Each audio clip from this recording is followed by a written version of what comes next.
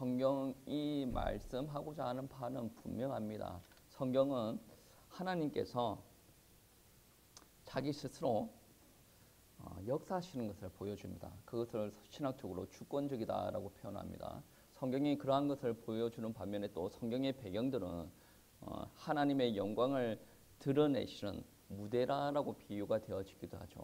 배경이 창세기든 출애굽기든 상관이 없습니다. 하나님께서 주권적으로 그의 영광을 드러내시는 것에는 변함이 없다라는 거예요.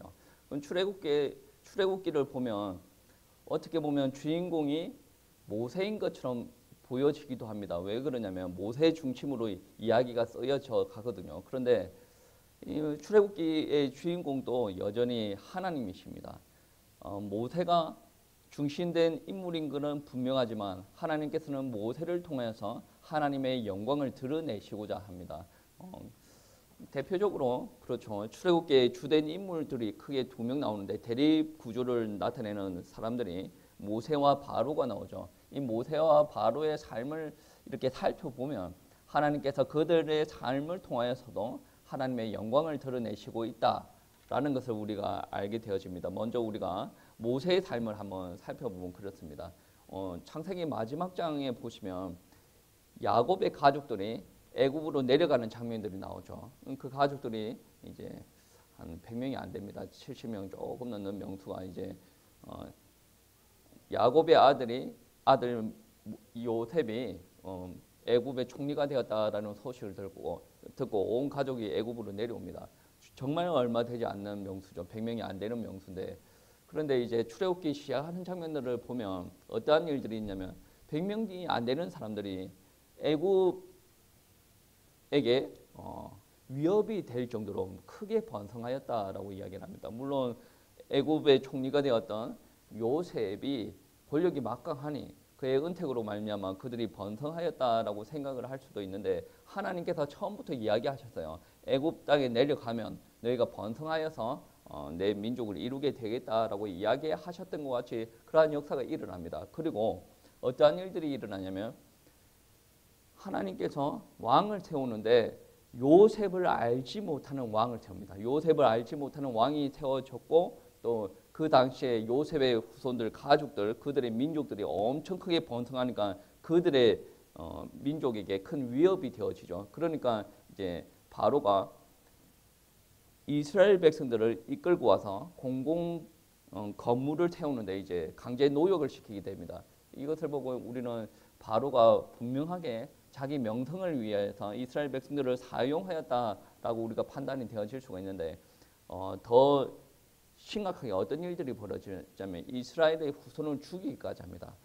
남자아이가 태어나면 바로 죽이도록 산파에게 명령을 하게 되어지죠. 그런데 우리가 출애굽기의 중요한 인물이라고 생각이 되어지는 모세도 남자아이로 그 당시에 태어나게 되어지는 거예요. 그러니까 모세도 당연히 나일강에 집어 던져지거나 어떻게 반드시 죽여져야 될 운명에 처해졌는데 하나님의 은혜로 말미암아 그가 살아나죠. 어떻게 살아납니까?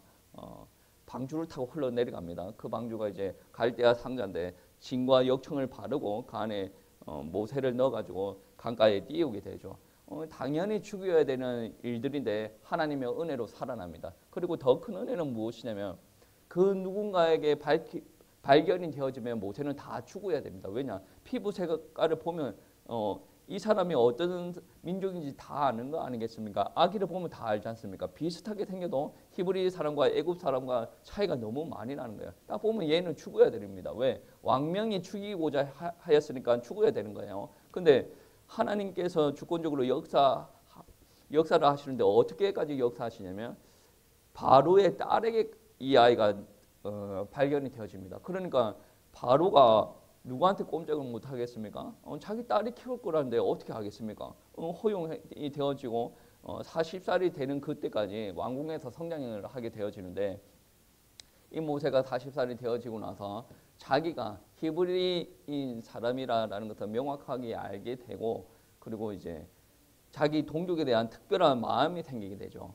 그래서 애굽의 사람이 히브리 사람한테 매를 치면서 강제 노역하는 것을 바라보고 나름의 혈기로 주먹으로 정의 구현을 하려고 했던 그런 일들이 있습니다. 그 사건으로 말미암아 애굽 사람이 죽고 그들은 모세는 그때부터 애굽에서 도망자 생활을 하게 되죠.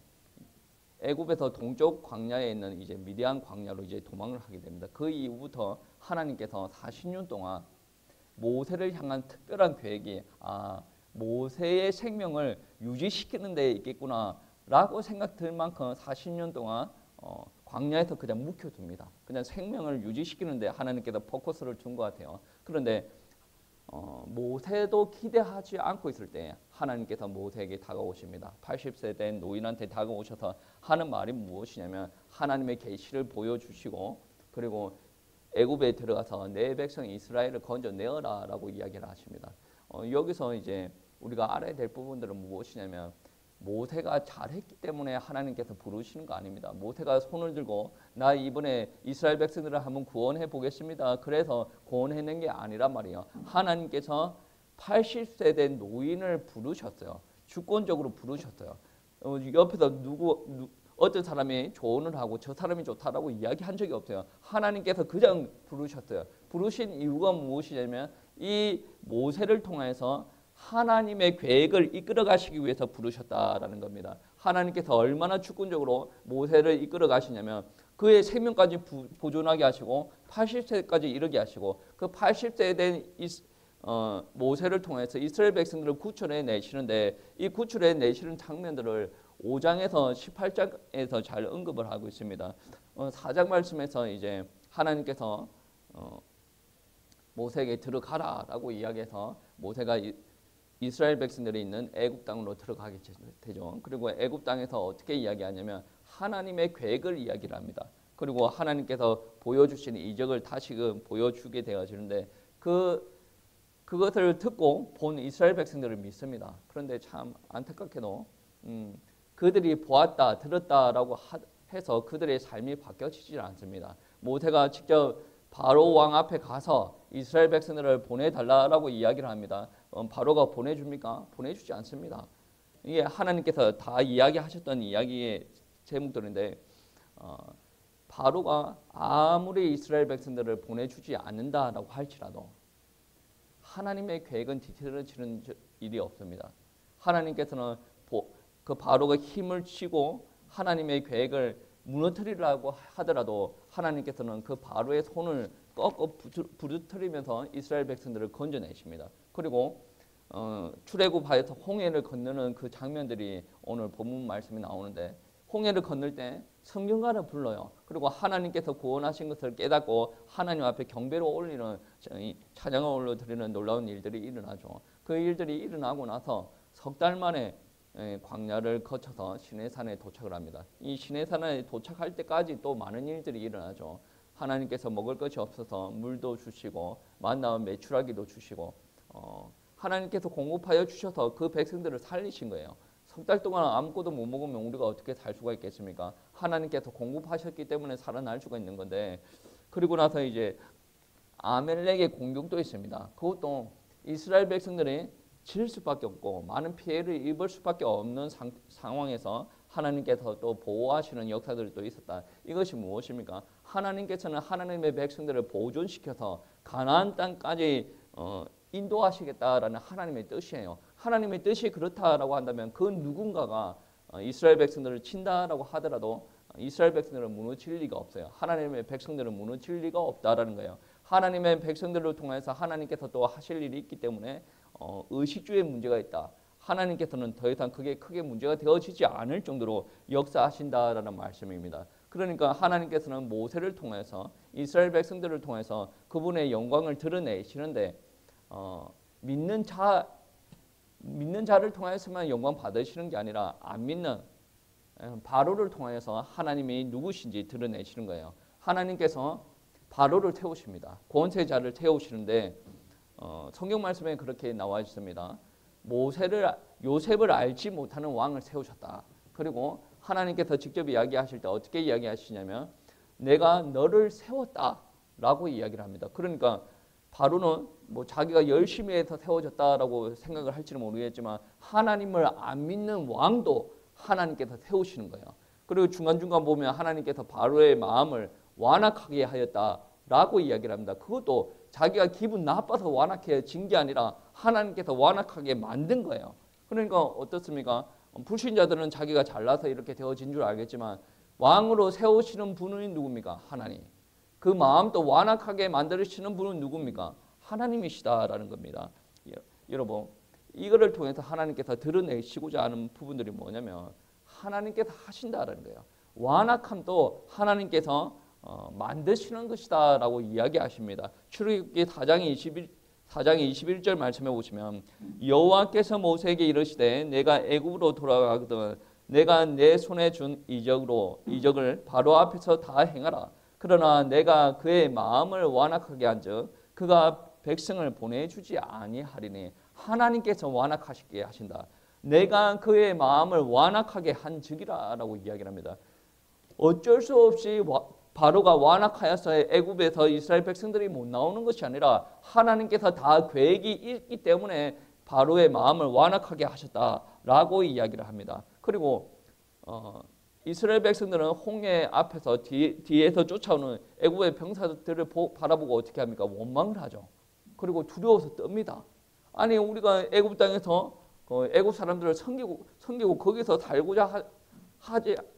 살겠다고 하지 않았는가? 근데 왜 여기까지 끌고 와서 우리를 죽이겠다고 하느냐라고 원망 불평을 하게 되죠. 그 안에도 하나님의 다 계획이 있습니다. 하나님께서 그냥 이왕 출애굽을 했고 홍해를 건널 거고 그렇게 할 거면 그냥 편안하게 건너게 하면 되는데 이스라엘 백성들의 마음을 조르게 하는 이유가 있다라는 겁니다. 그 이유를 보시면 그렇습니다. 14장 4절 말씀에 보시면 하나님께서 다 하시는 거예요. 하나님은 모세에게 내가 바로의 마음을 완악하게 한즉 바로가 그들의 뒤를 따르리니 내가 그와 그의 온 군대로 말미암아 영광을 얻어 애굽 사람들이 나를 여호와인 줄을 알게 하리라 하시매 무리가 그대로 행하리라. 무슨 말입니까? 내가 바로의 마음을 완악하게 하여서 따라오게 할 것인데 그들로 말미암아 내가 여호와인 줄을 알게 하기 위함이다라고 이야기합니다. 안 따라와도 돼요. 근데 따라오게 만드시니까 누굽니까? 하나님이시요. 그 따라오게 만들어셔가지고 어떤 일이 벌어질 거예요. 그 일로 말미암아 하나님이신 줄 깨닫게 하게 만들겠다라고 이야기를 합니다. 근데 이렇게 하면 조금 추상적이죠. 더 구체적으로 영역들을 확장해 나가는데 14장 17절 말씀에 보시면 이런 말씀이 있습니다. 내가 애굽 사람들의 마음을 완악하게 할 것인즉 그들이 그 뒤를 따라 들어갈 것이라. 내가 바로와 그의 모든 군대와 그의 병거와 마병으로 말미암아 영광을 얻으리라고 합니다. 그 말은 그렇습니다. 지금 원래는 애굽의 병사들은 어디에 있습니까? 애굽에 있어요. 지금 홍해 앞에 오지는 않았습니다. 그런데 하나님께서 바로의 마음을 완악하게 하셨고 그래서 병사들을 불러가지고 야 저들을 뒤따라가서 잡아와라. 그래서 어디까지 쫓아갑니까? 홍해 앞까지 쫓아가요. 홍해 앞까지 쫓아가면 이제 이스라엘 백성들은 이제 사자 앞에 밥이죠. 밥이 되어지는데 거기에서도 하나님께서 애굽의 병사들한테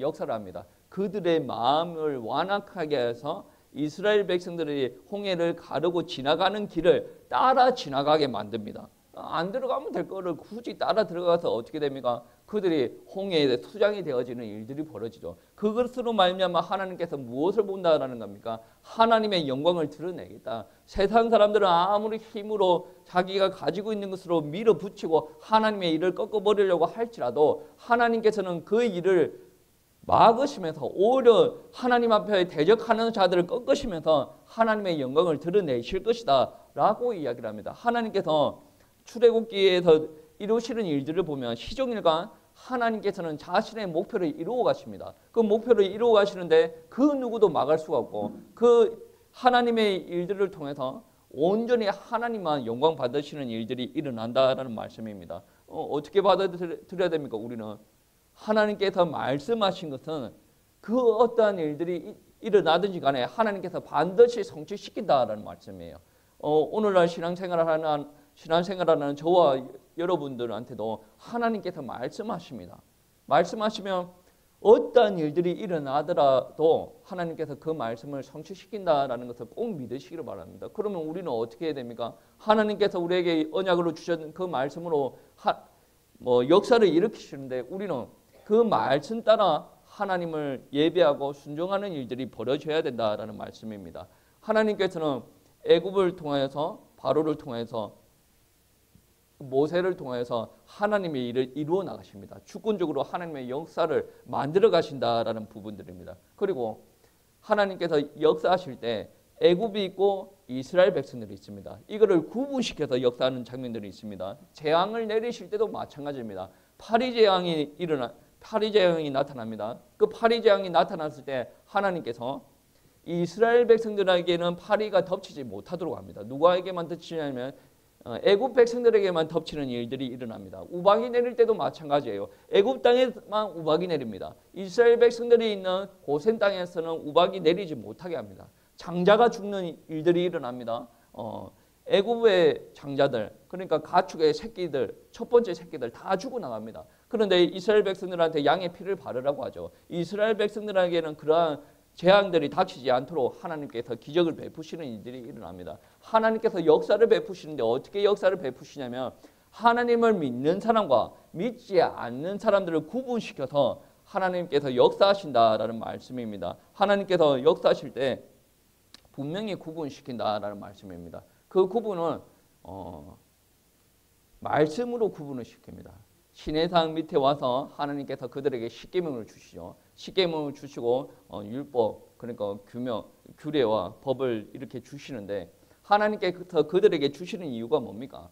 사람은 그 율법을 다 지킬 수가 없어요. 그 규례를 다 지킬 수가 없습니다. 그런데 하나님의 백성이라고 하는 사람들이 하나님의 명령을 따라 지켜나가고자 하는 거야. 지켜나갈 때 어떠한 일들이 일어납니까? 하나님의 성품이 하나님의 백성들에게 임하여서 그것을 다시 반사가 되는 일들이 일어납니다. 쉽게 이야기하면 하나님의 말씀을 지키고 나아가면 우리들의 모습 안에 하나님의 모습이 드러나게 되어진다는 게 때에 따라서는 거룩한 모습이 드러나게 되고 때에 따라서는 사랑의 모습이 드러나게 되고 때에 따라서는 이 세상 사람들과 구분되어지는 모습들이 드러나게 되어진다는 것. 그런 말씀을 통해서 하나님께서 그렇게 역사하신다는 말씀입니다. 자비의 모습, 이것도 하나님께서 우리에게 요구하시는 모습이 아니겠습니까? 그런데 결코 쉽지 않은 모습이에요. 인기가 많은 모습들이 아니다 말입니다. 출애굽기 23장 2절 말씀해 보시면 다수를 따라 악을 행하지 말며 송사의 다수를 따라 부당한 증언을 하지 말며 라고 이야기하죠. 다수가 악을 행한다라고 합니다. 다수가 부당한 증언을 한다라고 합니다. 다수가 행하는 일들이 뭡니까? 쉬운 일이에요. 사람으로서 당연히 아주 노력하지 않더라도 그렇게 되어지는 게 다수가 하는 일이에요. 부당한 일을 하고 악한 일들을 해나가는 게 다수가 그렇게 한다라고 말을 하는데 하나님께서 그렇게 다수가 하는 일들을 하지 말라는 거예요. 부당한 일을 하지 말고 악한 일을 하지 말아라 라고 이야기를 하죠. 그리고 하나님께서는 자기에게 해를 가하는 사람들한테도 선으로 베푸르라 라고 이야기하십니다. 23장 5절 말씀에 네가 만일 너를 미워하는 자의 나귀가 짐을 싣고 엎드러짐을 보거든 그것을 벌어주지 말고 그것을 도와 그 짐을 부릴지니라 라고 이야기하죠. 그러니까 나에게 악을 행하는 사람들한테 안 좋은 일이 벌어졌어요. 그거를 가서 도와주라는 거죠. 이 땅의 사람들은 그거를 보고 막 웃고 지나갈 겁니다. 아이고 고소다 하고 지나갈 건데 하나님의 백성들은 그렇게 하지 말아라.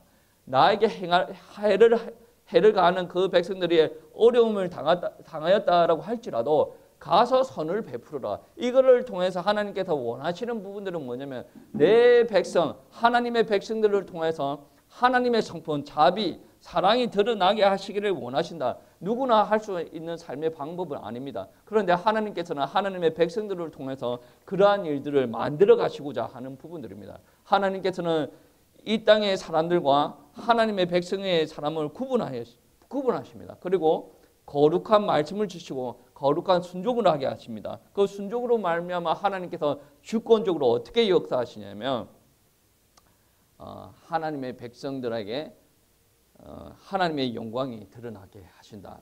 사랑도 드러나게 하시고 거룩함도 드러나게 하시고 그 누가 보더라도 예수쟁이는 다르네. 교회는 다르네. 야, 쟤네들은 자기한테 유익이 되지 않는 일이라고 할지라도 두 손 두 발 다 벗고 나와서 가지고 자기 일인 것처럼 어려운 사람들 섬기고 우리나라를 위해서 희생을 하고 뭐 마을을 위해서 희생을 하고 이런 모습을 보여준다라는 거예요. 하나님께서 원하시는 게 그러한 모습이다라는 거예요. 그러니까 출애굽기에서 여러 가지 죄가 나옵니다. 크게 출애굽기에 하나님께서 많이 싫어하시는 죄가 뭐냐면 안식일을 지키지 않는 죄, 그리고 다른 신, 우상 숭배를 하는 죄, 그리고 살인, 그리고 주술, 뭐 주술하는 무당을 잡아 죽이라 막 그런 일도 있죠. 구약 성경에 레위기, 민수기가 뭐 그런 이야기들이 자꾸 있습니다.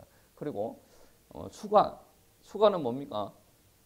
사람이 성관계를 할 때 사람과 사람이 해야 되는데 사람의 짐승과 하는 이런 일들이 하나님께서 정말로 싫어하십니다. 그러니까 어떻게 보면 살인, 요즘 보면 살인도 자기가 하고 싶으면 하는 거예요. 거침이 없어요. 살인도 자기가 하고 싶으면 하고 우상숭배도 자기가 하고 싶으면, 이 땅에 있는 사람들은 그냥 자기가 하고 싶으면 하는 거예요. 그런데 이게 뭐 자기한테 해가 될까? 참된 하나님께서 뭐 싫어할까? 그런 생각이 없어요. 무조건 우상숭배를 하고 보는 거예요. 안식일을 지키고 안 지키고에 뭐 크게 문제가 있냐? 그런 거 생각이 없어요. 찌르는 것도 마음대로, 무당을 찾아가는 것도 마음대로, 성행위 하는 것도 자기 마음대로 그렇게 해 나가는 거예요. 그런데 하나님께서 그거를 싫어하신다는 거예요. 하나님께서 말씀을 주시고 이거를 지키라라고 하는 것을 통해서 어떤 일들이 일어납니까? 자기 마음대로 살아가는 이 땅의 사람들, 어떻게 보면 짐승과 비슷한 그 육에 속한 사람들과 하나님에 속한 사람들이 구분이 되어지게 만든다라는 거예요. 그게 하나님께서 원하시는 주권적인 역사입니다. 여러분이 부자로 잘 살게 하는 거 하나님의 목적이 아닙니다. 부자로 잘 살아도 여전히 우상 숭배하고 여전히 바람 피고 다니고 여전히 무당 찾아 다니고 여전히 예배 잘 드리지 않는데 하나님께서 여러분에게 부자로 살게 해줄 이유가 없습니다. 하나님께서는 주권적으로 역사하시는데 여러분을 세상 사람들과 다르게 만들어가기 위해서 역사하신다라는 거예요. 그리고 그 다름의 기준이 되어지는 말씀, 율법을 여러분에게 주는 거예요. 그러니까 말씀을 따라 행하고 나아가는 여러분들에게 모습을 통해서 하나님의 모습을 드러나는 거예요. 그 하나님의 모습을 드러날 때 하나님께서 하나님의 말씀에 순종하는 저와 여러분에게 역사하신다라는 말씀입니다. 여러분, 하나님께서는 이스라엘 백성들, 애굽 사람들, 그리고 기타의 다른 민족들 가운데서 이 모든 것이 하나님의 백성임을 드러나게 하시는 게 하나님의 뜻이다. 그 드러나게 하시는 부분들이 뭡니까? 물론 역사로 하나님의 기적과 능력으로 드러나는데 말씀을 주시고 그 말씀에 순종을 하고 나아갈 때 하나님께서 구분됨의 역사를 보여주신다라는 말씀입니다. 그리고 무엇보다 중요한 것은 일단 말씀에 순종을 하더라도 하나님께서 우리 가운데 임재를 하셔야 되는 거 아니겠습니까? 하나님께서 우리 가운데 임재할 때에 우리가 비로소 하나님의 백성이다라는 것이 우리에게 인정이 되어지고 세상 사람들 가운데서 인정이 되어지는 부분들이죠. 하나님께서는 이제 이스라엘 백성들이 금송아지를 만들어서 우상 숭배하는 장면들을 보고 하나님께서 엄청 진노하십니다. 그래서 출애굽기 33장 말씀해 보시면 하나님께서 모세에게 명령하시는데 네가 약속의 땅 가나안 땅으로 데리고 가라라고 이야기하십니다. 천사들을 앞서서 보내실 것이다 라고 이야기를 합니다. 그리고 나서 하나님께서 어떤 이야기를 하시냐면 33장 3절 말씀해 보시면 나는 너희와 함께 올라가지 아니하리니 너희는 목이 곧은 백성인즉. 그러니까 우상 숭배하면 하나님께서 같이 있기 싫어합니다. 오늘날 교회에서 신앙생활하는 사람들을 보면 우상 숭배를 그렇게 크게 생각하지 않아요. 하나님께서 얼마나 싫어하시는지 몰라요. 그러니까 신앙생활 열심히 하고 나서 명절날에는 또 열심히 또 우상 숭배를 하고 또 그런 우상 숭배가 아니더라도 내 안에 하나님보다 더 살아가는 것을 많이 쌓아놓고 우상 숭배하는 경우들이 너무나도 많이 있어요. 하나님께서 그러한 백성들 보고 목이 곧은 백성이다. 너희가 하나님께서 가나안 땅을 주시겠다라고 약속을 하셨는데 그 가나안 땅까지 하나님께서 인도하신다고 했습니다. 그런데 우상 숭배한 것을 보고 너희들은 목이 곧은 백성이다. 나는 너희들과 함께 가지 않겠다. 모세야 네가 데리고 가라. 그리고 천사를 앞서 보내겠다라고 이야기하는 모습을 우리가 볼 수가 있죠. 이러한 말씀을 듣고 이스라엘 백성들은 다른 이야기 하지 않습니다. 그냥 하나님의 말씀을 겸허히 받아들이죠. 자기 중심의 하나님의 마음으로 또 원망불평하는 일들은 없습니다. 모세가 이러한 일들이 벌어졌을 때 하나님 앞에 나아가서 말을 하는 게 무엇이냐면 33장 15절 16절 말씀에 이런 말씀이 있습니다. 모세가 여호와께 아뢰되 주께서 친히 가지 아니하시려거든 우리를 이곳에서 올려 보내지 마옵소서. 나와 주의 백성의 주의 목전에 은총 입은 줄을 무엇으로 알리까? 주께서 우리와 함께 행하심으로 나와 주의 백성을 천하 만민 중에 구별하심이 아니니까. 그러니까 하나님께서 같이 있어야 우리가 세상 가운데 구별이 되어진다라는 거예요. 하나님께서 가나안 땅으로 보내신다라고 하는데 차라리 하나님께서 가시지 않는다라고 한다면 우리는 가나안 땅에 들어가지 않고 그냥 광야에서 여전히 우리가 지내겠습니다라고 이야기하는 부분들이 나옵니다. 우리가 이것을 통해서 하나님께서 우리 가운데 임재하셔야 된다. 신앙적인 의미로는 우리 가운데 성령께서 임하셔야 된다라는 마음이 되어지죠. 그리고 하나님을 믿는 사람들 안에 그분 주변에만 성령이 있는 것이 아니라 그분 안에 성령께서 임재하시고 회심하고 진정한 구원의 역사가 일어나게 하신다. 그리고 그분한테 말씀이 떨어졌을 때 그분에게 말씀이 역사하여서 그분이 그 말씀을 따라 순종할 수 있도록 그 안에서 누가 역사하시냐면 우리 성령님께서 역사하신다라고 이야기합니다. 여러분 이스라엘 백성들 가운데서 하나님께서 임재하시고 역사하는 대목들을 한번 보세요. 분명히 하나님께서는 구분된 하나님이에요. 이스라엘 진영 한 복판에 뭐가 있습니까? 성막이 있어요. 그 성막이 이스라엘 백성들이 움직일 때마다 성막 중심으로 움직입니다. 그 말은 무슨 말이에요? 하나님께서 그 성막에 임재하시는데 하나님께서 너희 백성들과 함께 하신다. 그런데 성막에서 우리가 느껴야 되는 부분들이 뭐냐면 아무나 하나님을 만나기 위해서 지성소로 들어갈 수가 없어요. 제사를 지낼 수가 없어요. 그 말은 무슨 말이냐면 죄 가운데 있는 사람들은 하나님 앞에 나올 수가 없다라는 거예요. 하나님께서 선택하신 제사장만이 들어올 수가 있다. 대제사장도 그의 죄의 문제가 해결되어지지 않으면 하나님께서 있는 곳에 들어왔을 때 죽는 일들이 벌어진다라는 거예요. 그것을 말미암아 우리가 느껴야 되는 부분들이 뭡니까? 우리는 우리 가운데 하나님께서 함께 하시고 계시지만 우리에게 늘 죄가 있다라는 겁니다. 구분된 사람만 하나님을 만나러 들어가는 것을 통해서 우리는 또 하나님께서는 우리와 다르게 온전히 거룩하신 분이다 라는 것을 알 수가 있는 거예요. 하나님께서는 그냥 성막을 그냥 지어놓은 게 아니라 하나님의 백성들한테 가르치는 겁니다. 오늘날 신앙생활을 하는 사람들 모습 보세요. 자기의 죄를 돌이키지 않습니다. 그래서 주님의 만찬이라는 예식이 중요한 겁니다. 자기 죄를 돌아보지 않고 먹고 마시면 자기 죄를 먹고 마시는 거다라고 이야기를 하지 않습니까? 그러니까 그 예식을 진정으로 믿는 사람들은 예식을 참여하기 전부터 뭐를 해야 됩니까? 자기 죄를 돌아보고 회개해야 될 부분들이 있으면 회개를 하고 자기의 거룩함을 또 회복을 시켜서 이렇게 돌아오는 부분들이 있어야 되지 않겠습니까? 여러분 이런 부분들은 어떻게 보면 많으면 많을수록 좋은 거예요. 초대교회는 매일 했습니다. 여러분 매일 죄를 범하지 않습니까? 저와 여러분은 매일 죄를 범하고 있습니다. 저희들은 죄인인데 하나님께서 의인이라고 칭해 주니 의로운 사람, 하나님의 자녀로서 주님의 신부로서 이렇게 신앙생활을 할 수가 있는 건데 본질적으로 우리는 여전히 죄인입니다. 우리가 죄를 범하고 살아간다라는 말씀이에요. 그러면 매일같이 죄를 범하는데 이 주님의 만찬 같은 경우에는 늘 자주 하는 게 우리들에게 더 유익이 된다는 것을 여러분은 아셔야 된다는 말씀입니다. 그리고 출애굽기 전체에서 무엇을 주님께서 보여주시냐면 하나님의 영광을 드러내신다. 이것을 보여주시는 겁니다. 출애굽의 목표가 무엇입니까? 물론 출애굽입니다. 애굽에서 나오는 거고 홍해를 가르치고 광야에서 살고 이런 게 내용이기는 한데 왜 출애굽을 시키냐? 왜 홍해를 가르냐? 왜 광야에서 먹을 것을 주시고 그렇게 하시냐? 왜 하나님께서 이스라엘 백성들을 보호하시냐? 하나님의 영광을 드러내기 위해서입니다. 우리 말씀을 잘 보시면 그런 말씀이 있습니다. 6장 7절 말씀에 어떤 말씀이 있냐면 너희를 내 백성으로 삼고 나는 너희의 하나님이 되리니 나는 애굽 사람의 무거운 짐 밑에서 너희를 빼낸 너희의 하나님인 여호와인 줄을 너희가 알지니. 어떻게 이야기합니까? 하나님께서 애굽에서 이스라엘 백성들을 건져내십니다. 그리고 나서 하나님께서 어떤 이야기를 하시냐면 애굽 사람 밑에서 너희를 건져내신 여호와인 줄을 알지니라라고 합니다.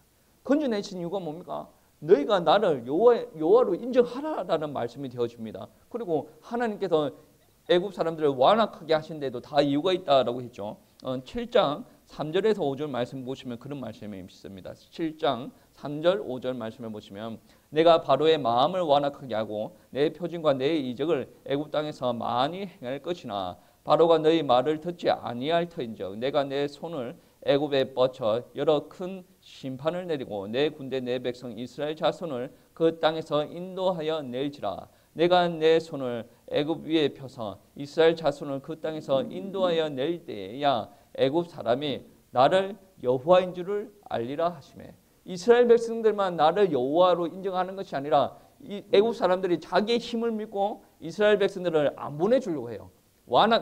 안 보내주려고 하는 것도 하나님께서 완악하게 만들었다고 했죠. 완악한 마음으로 내가 왜 보내줘? 뭐 여호와가 뭔데라고 해서 안 보내주는 거예요. 근데 10가지 재앙을 통해서 그들이 굴복하게 되고 결국에 보내주게 되어지죠. 그거를 통해서 하나님께서 애굽 사람들도 나를 여호와인 줄을 알게 하겠다. 그러니까 하나님께서 역사하시는데 이스라엘 사람도 하나님께서 여호와이신 줄을, 애굽 사람들도 하나님께서 여호와이신 줄을 알게 하겠다라는 거예요. 그리고 10가지 재앙 중에 개구리 재앙이죠. 개구리 재앙이 일어나는데 하나님께서 모세를 통해서 바로에게 물어봅니다. 언제 이 재앙이 거치게 해줄까요? 라고 물어보니까 바로가 하는 말이 내일이라고 표현합니다. 그게 8장 10절 말씀에 그런 말씀이 나오는데 8장 10절 그가 이르되 내일이니라. 모세가 이르되 왕의 말씀대로 하여 왕에게 우리 하나님인 여호와 같은 이가 없는 줄을 알게 하리니.